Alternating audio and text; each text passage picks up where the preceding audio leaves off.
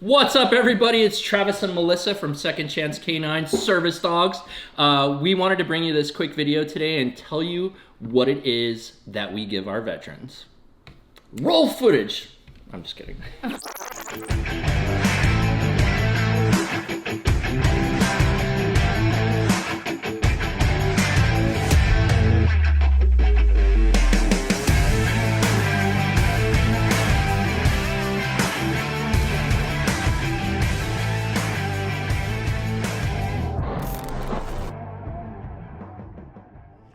So what's up, guys? Melissa and I were talking today, and we wanted to kind of show you what we as a nonprofit give to our veterans. And this is 100% Melissa's show. I'm the jerk that would be like, you get a leash, you know? But Melissa really likes to take care of our veterans, and so she handpicked all of these items to give our veterans. So you want to open it up? Yes, I call it my transitional tote for all of our dogs, and all the veterans get a little extra too, depending on what their needs are.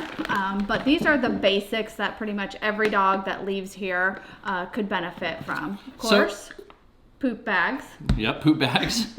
And of course, the poop clip. We also have this water bowl that pops out. This is great for our veterans because they're constantly on the go. They're at work, they're at the airport. It also holds food too, and it pops in and out, and it clips real easily on a backpack. There is a tiny little dog in the bottom of this bowl. If you look really close, there is what looks like to be a Chihuahua in the bottom of this bowl. This is not a Chihuahua sized bowl, by the way. This is a big dog sized bowl. So yes, that's pretty cool. What else? Well, here's a leash. So important, guys. We give every one of our handlers a really good leash. We don't want them to have a leash that's going to fail them, or a leash that's going to not be a secure device to hold your dog. You know, it's so important to have a strong either leather or biothane leash when you're working with a high drive dog. What else you got? You know this one. Oh yeah, this is Very such a well. cool. So this is I'm not. Well, you know what? It's my nonprofit. I can open it if I want to. So yeah, guys, it's so cool to have stuff like this. Just throw that on the floor. It's so cool to have stuff like this, guys, because you know, just the other weekend when I was working and I had Luca with me, one of our placement dogs, not a service dog, but an adoption dog, Beignet, came to hang out with us to do some more training, and we went on this rad hike. And so unfortunately I didn't prepare myself, and I didn't have my handy dandy water bottle. The reason I like these so much is because you can flip this bad boy over, fill it up for the dogs, and then they can just drink right out of there, which is awesome, you know, like super cool stuff. So, you know, awesome little water bottle for the dogs. It fits conveniently in backpack pockets where you would carry a bottle. When I travel with my dogs, I usually keep one of these for the airplane, just because I typically withhold food right before a flight, but I never withhold water. So there's that. What's next? Let me get this out for you. Yes, please. Man, Victor. Let's talk about Victor dog food. I love you guys at Victor so much. I can't wait to do more work with you guys. You guys are amazing. We actually met the CEO of Victor Dog Food. So I'm traveling out to SHOT Show. I don't know if you guys are familiar, but every year we go to SHOT Show and we take a dog with us. And this guy is like grilling me. He's like, "Oh man, your dog looks so good. What do you feed it? What's going on? How, you know, what do you do?" And so turns out I sat next to him on the airplane. And I was like, hey, so we started talking more. We're about a half an hour into this conversation, and I'm like, "Oh, so what do you do?" And he's like, "I'm the CEO of Victor Dog Food." And I was like, "No way." Because I've been raving about Victor Dog Food the whole time. And he was just like looking at Kumi's paws and looking at his coat and commenting on how good he looked. And it's because we feed a really good dog food. And Victor, guys, is a really good dog food. What else you got? Sometimes dogs have a hard time with transition and they don't always want to eat. So we give them these little toppers that are great to mix into the food, and it kind of entices them to want to eat. Well, and we are a rescue, guys, so a lot of times we get sick dogs. You know, we get dogs that need like long-term medical care, like Beignet, you know, and so we have to have the ability to kind of give them their medications and stuff like that. So a little extra on top of their dog food really helps to kind of hide the medication and entice them to eat medications and not spit that stuff out. Because, man, I tell you what, dude, these dogs are freaking picky eaters, and they love their Victor, but they do not love their medicine. So, boom. Another key product for transitions. Oh, yes. So this is our private labeled version of Uncana. Uncana, we love you guys. You guys are amazing. You guys just crush it for us, and we're truly appreciative of what you guys have done for us and the relationship that we've developed with you guys. And I can't even tell you how much I appreciate you guys. We deal with high drive dogs with lots of stress. We deal with older dogs with lots of pain. We are a rescue first, so everything we do is a rescue. And having Uncana to either cut the anxiety or to cut a little bit of the pain, it's just been magical. Guys, we have this private labeled Uncana. It's got our logo on it. We get a code. We have a code, Second Chance Canine. We have our code for it. So if you guys have a high anxiety dog, or if you have an older dog, please think about buying this. And not only are you helping your dog, but you're helping our dogs as well. Right? Mm-hmm. I love this stuff. I would. It tastes really good too. It tastes like bacon. What else you got? Ooh, love this stuff, guys. This is keep your dog busy 101. You know, like, we're a big believer in dog kennels. We're a big believer in having a safe place for your dog to go for when they eat or when they need to relax. You know, dogs are burrowing animals, so they really kind of thrive on being in the dirt and in the ground. And so having a kennel, impact dog crates, having one of those impact dog crates has been a blessing for us. Now, we both work full-time jobs and run this rescue. So when we're at work full-time and the dogs have to be kenneled up, what we do is we give either, you know, a little bit of peanut butter inside the Kong, a little bit of frozen Kong, and we give those to the dogs. And as the day goes on, a little bit melts, and then they get a snack, and then they get a snack, and they get a snack. Very much keeps their little minds busy while we're not able to be with them. So this was kind of Mel's genius, you know, like Mel came up with this, and we use it on planes, we use it on car trips, we use it on, man, we pretty much use it all the time. Yeah. So we go through a lot of Kongs and a lot of peanut butter. So yes, great stuff. Kongs, we use the Kong Extreme just because these are supposed to be, let's see if it says it, supervised use only, inspect toy often, remove the toy if damaged. Power shooters may need size up, you know, like, there's so many cool things about this. This is supposed to be indestructible. They last a good while, but they're not indestructible to our dogs. They end up playing tug of war with them, and they just, you know, this is how we play with them. So yeah, these last a good while, but not forever. We haven't found a forever toy yet. We're working on it. But our veterans have given us feedback, and they like to use that in the hotels after a long flight as their, like, reward or their treat for the end of the night. Man, this is Malinois 101 right here, guys. This is the short one. This is the one we put in the bag, but typically I use a much longer one so I can really get it out there.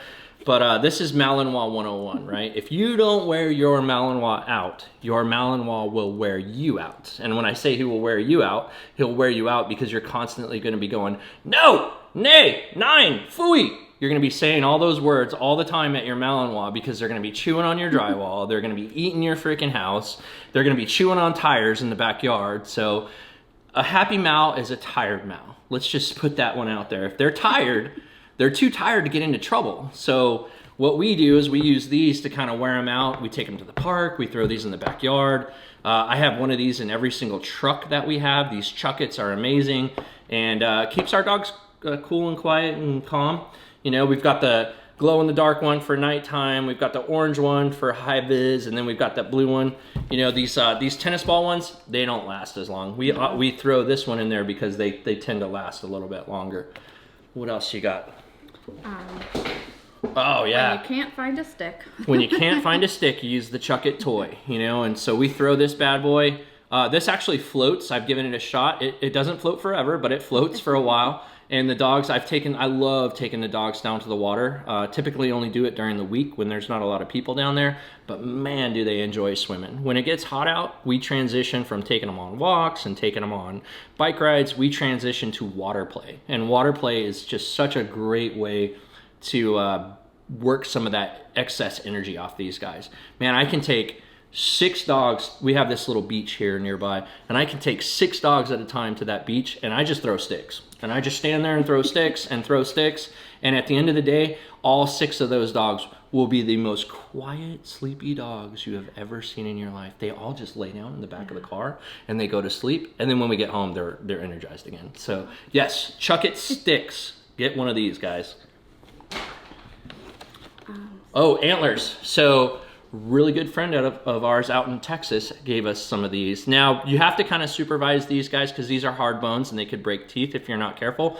So I teach my dogs how to have these and not be super excessive with them. But thank you, Cross H Ranch out in Texas, so much. What they do is they find all these sheds for us. They cut them up to a manageable size and they mail them to us. So Giles, GW, love you guys. Thank you so much for all you do for us. Can't wait to see you guys in December at our yearly hunt. It's going to be amazing. This beautiful woman's coming with me this year. Tragan's coming with me this year. He's excited to see you guys. So thank you guys so much for the antlers. It really helps with our dogs.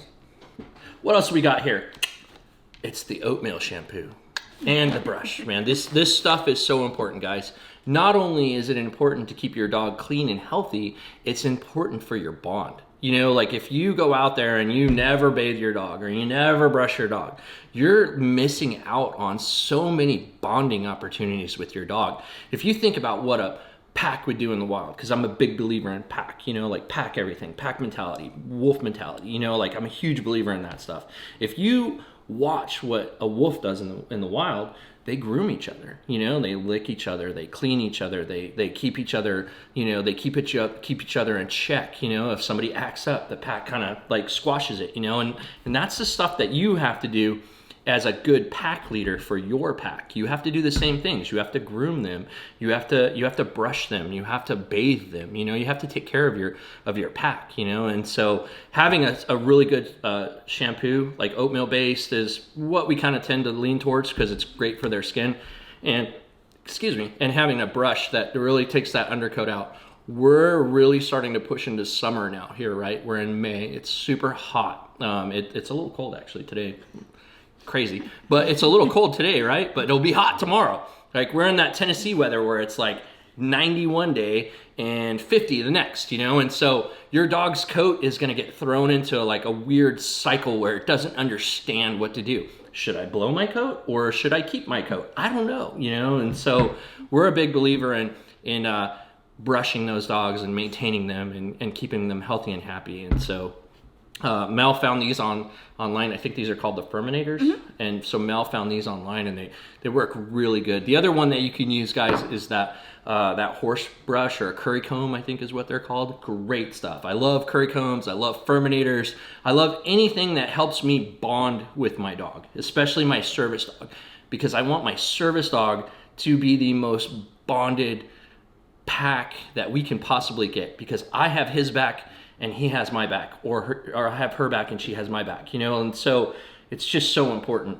you know. Of course, the last thing in here is just treats, you know, because treat training is, you know, dogs are really food driven. I usually use a little more obedience style training. Melissa really thrives on treat training. So like Melissa does a lot of the treat training where I do a lot of the booey, you know, like obedience style. And it's just such a good combo because we are able to, you know, really work on each other's strengths and help these dogs out. And having a treat in your hand when you're doing training and stuff like that, it really grabs their attention. So find out whatever your dog thrives on, whether it's ball drive, treat drive, you know, and all of that. And then make your dog better, you know. And that's why we include like so many different ways to train, right? Like, and every dog's a little bit different. So certain dogs will have a certain toy that they really gravitate to. So when they're ready to transition, we make sure they have that toy. Yeah, what's Kumi's favorite? Kumi's favorite is probably a Kong. Yeah. Hella's favorite is sticks in the backyard that she can chew up. Kumi thinks he's infantry. He thinks he's an 11 Bravo Ranger because he digs fighting positions out in the backyard, and he comes in and he's got all that schmutz on his nose, and I'm just like, Kuma, what the F? You know what I mean? And he's like, bro, I'm digging a fighting position in the backyard. We're gonna shoot Carl G's out of it later on. Like, let's do this, you know? So, yeah, guys. Yeah, you know, the last thing is we're a high drive rescue. So we got a little Mally here on our bag, you know, just so people know where that we come from. We're gonna try and get these embroidered with our logo on them. So your donations, guys, I don't know if you know this, but your donations help us buy all of this. You know, without you guys, we can't provide this stuff to the veterans, you know. And believe me, guys, I fill my truck up every day. So I know what value of $1 is right now. And I just wanted to say from the bottom of our heart that we truly appreciate you guys supporting us. You know, we can't do this without you. We love doing this and we love rescuing these dogs. And just because the economy is kind of tanking right now, we're really thankful for having you guys as not only followers, but family, you know, like our rescue family and friends, you know, because in this rescue, we've made some of the best friendships we've ever had in our lives. So just, man, blown away. Thank you guys so much. You guys give yourselves a thumbs up because without you guys, we can't do this. So, okay, anything else? No, just thank you so much. This is what we do with the donations that we get in. We try to take off a little bit of that financial burden of getting a new dog, especially because it's a lot, dog. You know, like we make sure the dogs are up to date on everything, all their shots, all their health issues and stuff like that, all their equipment. We do sometimes provide a kennel as well. Depends on where we're at financially. Our kennels are not cheap. We're a buy once, cry once kind of rescue. We really like the impact dog crates, and so if we can manage it, we give an impact dog crate as well. But guys, thank you so much. If you can't support us financially, which I know is really hard right now, you can support us other ways. You can hit that like button, you can hit that subscribe button, you can comment on all our posts, you can leave comments for us, you can tell us things, you know, you can just be engaged with us, you know, like I've said it in a couple other videos, we're trying to monetize on YouTube. We really want to get to a place where that, give me your yachts! Sorry guys, they're out there barking, you know, like we try to get to a place where that we can get this YouTube channel to monetize and to pay for a dog a year. You know, it costs us a lot of money to make a dog, and we're trying to find every avenue so that we can get out of your pockets and get into Google's pocket, because they got big pockets. Hey Google, if you like us and you see this video on YouTube, you should sponsor us. We love YouTube. So hit us up, Google. We love you, we want you. You know, we'll make all kinds of cool videos for you, Google. Hey, Jeff Bezos, you out there, bro? Jeff, you listening, man? I hit you up every day on Instagram and you haven't responded yet. So I really, really want you to respond, Jeff. Come to the kennel, Jeff. I challenge you, Jeff. Come to the kennel, see what we're doing. I'll win you over, I promise. So, guys, thank you so much. Melissa, thank you so much for all your hard work. You know, I'm usually the one in front of the camera. Melissa and Tragan are a little more on the quiet side, so... I like to say behind the scenes. But you don't see all of this. I didn't build this, guys. Melissa and Tragan built this. Like, Melissa and Tragan build all of this for our veterans.